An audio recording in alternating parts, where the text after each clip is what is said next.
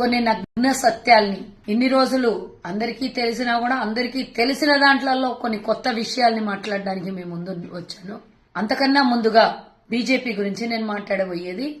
అంతకన్నా ముందుగా బండి సంజయ్కి డిమాండ్ చేస్తున్నా. నేను మా పొన్నమన్నకి ఇంటికెళ్లి తల్లి కొడుకులు ఇద్దరికి కాళ్ళు మొక్కి క్షమాపణ అడగాలి అనేది మా పూర్తి డిమాండ్. ఎందుకంటే నవమాసాలు మోసి కన్న తల్లిని కన్న తల్లి కొడుకుని ఇద్దరికి అవమానించే విధంగా మాట్లాడినటువంటి వ్యక్తి సమాజంలో ఎంత పెద్ద లీడర్ అయినా ఎవరైనా కూడా బహిరంగంగా అలాంటి మాట్లాడే హక్కు ఎవరికీ కూడా లేదు. కాబట్టి ఒక తల్లి మాతృమూర్తిని నిందించే హక్కు నీకు అంతకన్నా లేదు. కాబట్టి నేను డిమాండ్ చేస్తున్నా. లేదా అందరి కోపావేశాలకి గురయ్యే అవకాశం కూడా ఉంటది బండి సంజయ్ మీద అని నేను హెచ్చరిస్తున్నా. ఇకపోతే మరి నగ్న సత్యాలని చెప్తానన్నా కదా, ఇదే దీంట్లోనే భాగంగా బండి సంజయ్ మా అన్నని అన్నాడు కదా, పొన్నమన్న చేసినటువంటి మంచి పనుల గురించి మేం చెప్తాం. ఎక్కడికన్నా రమ్మంటే పొన్నమన్న గురించి ఏదన్నా తప్పుడు ఉంటే నువ్వు చెప్పే దమ్ము బయటకు వచ్చి నీకు చెప్పేటంత నీ దగ్గర ఆధారాలు ఏమన్నా ఉంటే రా అని అడుగుతున్నా. ముఖ్యంగా బండి సంజయ్ గత చరిత్ర నుంచి నేను ఎందుకు చెప్పాల్సి వస్తుందంటే, మా నాయకుడు నన్ను మహిళల్ని నువ్వు అవమానించినావు కాబట్టి, ఒక తల్లి మాతృమూర్తి మహిళని నువ్వు అవమానించినావు కాబట్టి, ఒక మహిళగా నేను పక్కాగా నీకు జవాబు చెప్పాలి కాబట్టి లైవ్ లోకి వచ్చిన. నేను అడుగుతున్న బండి సంజయ్కి, నేను ఎన్నోసార్లు ఎన్నో ఛానళ్లలో మాట్లాడినా. నేను పోటీ చేయడానికి మెడల పుస్తెలతాడు అమ్ముకొని, నా భార్య పుస్తెలతాడు అమ్ముకొని పోటీ చేసిన, నా దగ్గర డబ్బు ఎక్కడది అనన్ను. మరి ఈ రోజు బండి సంజయ్ దగ్గర ఇంత విచ్చలవిడిగా ఇంత డబ్బు ఎక్కడి నుంచి వచ్చింది? మరి కొన్ని నిజాలు మాట్లాడితే అది బాధాకరంగా ఉండొచ్చు, కానీ తప్పదు నిజాలు చెప్తే. ఇది గతంలో కూడా నేను చెప్పిన. మీ పార్టీ నాయకుడే, మరి కేంద్ర నాయకుడు ఒక ఆయన ఇక్కడ ఉంటారు కదా, శేఖర్ పేరాల గారు, గతంలో ఒక తన ట్విట్టర్లో మెసేజ్ పెట్టడం చూసిన, నేను బహిరంగంగా కూడా ఆయన మాట్లాడడం నేను చూసిన. ఇంత డబ్బు ఎక్కడిది బండి సంజయ్కి? నేను కూడా అడుగుతున్నా. మరి నువ్వు అందరి మీద నిందలేస్తావు, పెద్ద పెద్ద ముచ్చట్లాడతావు, పెద్ద పెద్ద చేస్తావు, నువ్వు మహిళల గురించి అవమానిస్తావు కాబట్టి నీకు ఎక్కడి నుంచి వచ్చిందో అందరికి తెలిసినటువంటి విషయం. కరీంనగర్ లో కమలాకర్తో నీ సావాసం ఏందో నాకు తెలుసు. అప్పుడు కూడా మాట్లాడినా, ఇప్పుడు కూడా నేను చెప్తున్నా. అసలు నీ దగ్గర ఇన్ని వక్ర బుద్ధులు, నీ దగ్గర ఇన్ని తప్పిదాలు పెట్టుకొని నువ్వు అవతలో నీ ఏలెత్తి చూపిస్తా అంటే, 3 ఏళ్లు నీ దగ్గర నీ సైడ్ చూపిస్తున్నాయి, ఒకవేళ అవతలో నీ చూపిస్తాలని అంటే నువ్వు మాట్లాడే తప్పుని ఆ ఏలు చేస్తారని గుర్తుంచుకో. ఒకటి, మరి ఇంత డబ్బు వచ్చింది సెకండరీ, డబ్బు వస్తుంది సంపాదించుకున్నావు, అధ్యక్ష పదవి అది ఏదో పోయి తంతే పోయి గారెల బుట్టలో పడ్డట్టు నీకు అక్కడ ఒక ఎమ్మెల్యేగా ఓడిపోతే ఎంపీగా అవకాశం వచ్చింది, సక్రమంగా చేసుకుంటావేమో అనుకున్నాము. కానీ ఎట్లయితే కేసీఆర్ దోపిడీ చేసిండో తెలంగాణని, నువ్వు కూడా ప్రతిపక్షంలో ఉండి సేమ్ టు సేమ్ దోపిడీ చేసినావు. గంగ్లా కమలాకర్ దగ్గర నీ వాటా ఎంత అది తెలంగాణ ప్రజలకు చెప్పాలి ఒకసారి. మీ బీజేపీ నాయకులకు చెప్పినా సరే, పాపం కొంతమంది కేంద్ర నాయకులకు తెలియకపోవచ్చు, నేను మిమ్మల్ని బాగా నమ్మేసిండొచ్చు. అలా అలా అలా అలా ఎదిగి బాగానే ఎదిగిపోయిన బండి సంజయ్ హైదరాబాద్ లో 2 ఫ్లాట్లు తీసుకొని ఉంటాడు అద్దెకి. అద్దె అనొచ్చు, అది ఎవరివన్నా కబ్జా చేసిండొచ్చు అనొచ్చు. అది కూడా మీ పార్టీ నాయకుంది. అధికార ప్రతినిధి ఇస్తాన్ని 2 ఫ్లాట్లు గుంజుకొని ఇప్పటిదాకా కిరాయి కట్టనేటటువంటి బాపత నీది. నువ్వు మా నాయకుని గురించి మాట్లాడతావా? ఇది అబద్ధమని నిరూపించి ఏమంటే దానికి రెడీ. నేను అద్దె ఇస్తున్నావు ఇప్పటిదాకా. ఆయనకు ఒక పదవి ఇచ్చేసి ఆయన 2 ఫ్లాట్లలో నువ్వు ఉంటూ ఇప్పటిదాకా దాన్ని చెల్లించినటువంటి విషయం అందరి తెలిసిందే. నేను కూడా చెప్తున్నా. ఇంకో విషయం, రాత్రి నీకు అస్సలకి ప్రెసిడెంట్ పదవి వీకేసిన అందరు ఏమనుకుంటారు, కేసీఆర్, ఎందులో కేసీఆర్ పాత్ర కూడా ఉంది. కేసీఆర్ కిషన్ రెడ్డిని తెచ్చిపెట్టి ఆయన కంట్రోల్లోకి తీసుకొని బీజేపీని తీసుకొని వచ్చి పెట్టిండ్రు అంటారు. అదొక నిజమైతే, రెండో నిజం, రాత్రి పీకేయడానికి కారణం కరీంనగర్ లో జరిగింది ఏందో ఆ రాత్రి పూట నువ్వే చెప్పాలి బండి సంజయ్, నాకు తెలియదు. నేనైతే ఆ నగ్న సత్యాల్ని మాట్లాడలేను. ఎందుకు మీ కేంద్రం నీ మీద ఆ రోజు జరిగినటువంటి సంఘటన లైవ్ గా రెడ్ హ్యాండెడ్ గా పట్టుకున్నారో నీకే తెలియాలని నేనేం చెప్పదలుచుకోలేదు. ఇక మళ్ళీ అప్పుడేమో పెట్టినావు కదా అదేంటి మహాసంగ్రామ యాత్రన ఇంకోటి ఏదో పెట్టినావు, పాదయాత్ర చేస్తుంది.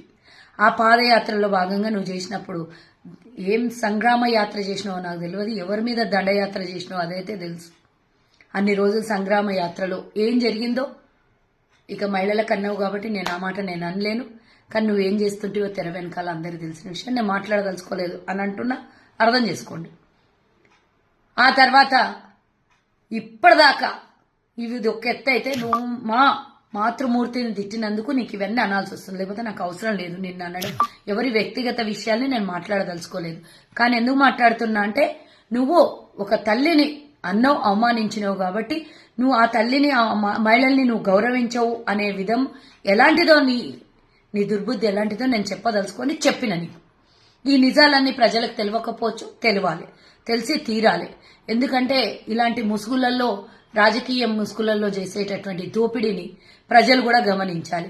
కేవలం ప్రజలకి దేశం కోసం, ధర్మం కోసం, నీతి కోసం, న్యాయం కోసం, హిందుత్వం కోసం, హిందూ ధర్మ రక్షణ కోసం అని చెప్పి దేవుడి ఫోటో పెట్టుకొని దేవుడి పేరు చెప్పి తెలంగాణ ప్రజలనే కాదు భారతదేశం ప్రజల్ని కూడా మోసం చేస్తున్న బీజేపీ అస్సలు వెనకాల ఉన్న గుట్టు ఏందో తెలవాల్సిందిగా కాబట్టే నేను ఈరోజు ఈ వీడియో చేయాల్సి వస్తుంది.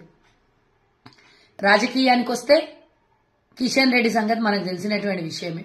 కిషన్ రెడ్డి 17 గెలుస్తా అని నిన్న ప్రెస్ మీట్ పెట్టిండట. అవ్వా 17 గెలుస్తావు అయితే మేమన్నా ఇంకా 16 అంటున్నాం, నువ్వు 17 అంటున్నావు. 17 ఎట్లా గెలుస్తావు నాయనా? అప్పుడు ప్రగల్భాలు పలికిన ఎన్నికల ముందు 80 సీట్లు మేమే గెలుస్తాం, తెలంగాణలో అధికారాన్ని మాదే అన్నావు. 80 పోయి 8 అయితే ఇది గప్పుడు ఇది ఎంత అప్పుడు ఎంత నిజమో ఇప్పుడు కూడా 17 గెలుస్తా అన్నాం. ఒకటన్నా గెలుస్తా లేదో 1-2 అన్నా, 1-2కే అరకొర్ర ఏదన్నా ఉంటదేమో అనుకుంటున్నాం. అది కూడా ఉండకపోవచ్చు అనేది నువ్వు మాట్లాడే మాటలలో అర్థమవుతుంది. ఎందుకంటే ఈరోజు బీఆర్ఎస్ పార్టీకి మీ పార్టీని తాకత్తు పెట్టేసింది. వాళ్ళు మీకన్నా పెట్టి ఉండొచ్చు, మీరు వాళ్ళకన్నా పెట్టి ఉండొచ్చు. పొత్తులో భాగం 100% నేను చెప్తున్నా.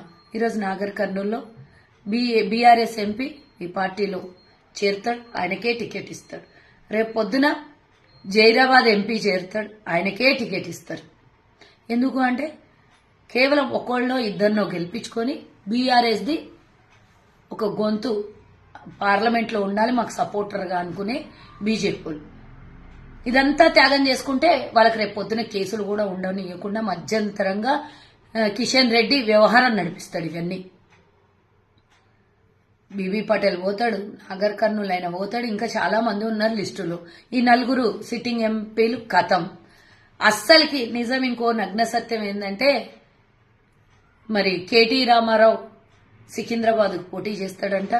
సికింద్రాబాద్ లో పోటీ చేస్తే సికింద్రాబాద్ ఎంపీగా ఉన్న కిషన్ రెడ్డి ఆయనకు లైన్ క్లియర్ చేయాలి కాబట్టి అందరినీ ఉసిగొల్పి బీజేపీలను పాపం ఎర్రి ఎంగలప్పలను చేసి మీరందరూ నువ్వు అరుడి అని మల్కాజ్గిరిలో 10 మందిని లేపుతున్నాడు. ఆ 10 మందికి ఎవరికి టికెట్ ఇవ్వకుండా ఆయనే పోయి మల్కాజ్గిరిలో పోటీ చేసి కేటీ రామారావుకు లైన్ క్లియర్ చేయడానికి ప్రయత్నం. ఇదంతా బీఆర్ఎస్ బీజేపీ ములాఖాత్తో జరుగుతున్నటువంటి ఇది నిజం. ఇది నిజం నిజం నిజం ఒప్పుకోవాల్సిందే. ఇంకో వారం 10 రోజులలో మొత్తం బండారం బయటపడుతుంది. వాళ్ళు బహిరంగంగా ఎక్కడ కూడా మేము పొత్తులు ఉన్నామని చర్చలు చెయ్యరు, పొత్తులు ఉన్నామని చెప్పరు, బహిరంగంగా తిడుతూనే ఉంటారు వాళ్ళని. ఇది వాళ్ళ ఒప్పందం, లోపల జరిగిన ఒప్పందం. కాబట్టి ఈ సందర్భంలో ఒక 4 వీళ్ళు ఉన్న దగ్గర ఉన్నటువంటి 5-6 మంది ఎంపీలు బుట్టలు వేసుకొని వాళ్ళకి టికెట్లు ఇప్పించేసి కిషన్ రెడ్డి ఇంకో కొంతమంది ఉంటారు కదా ఆ నుంచి కేంద్రం ఫండ్ వస్తుంది, కోట్లు 100 కోట్లు వస్తుంది.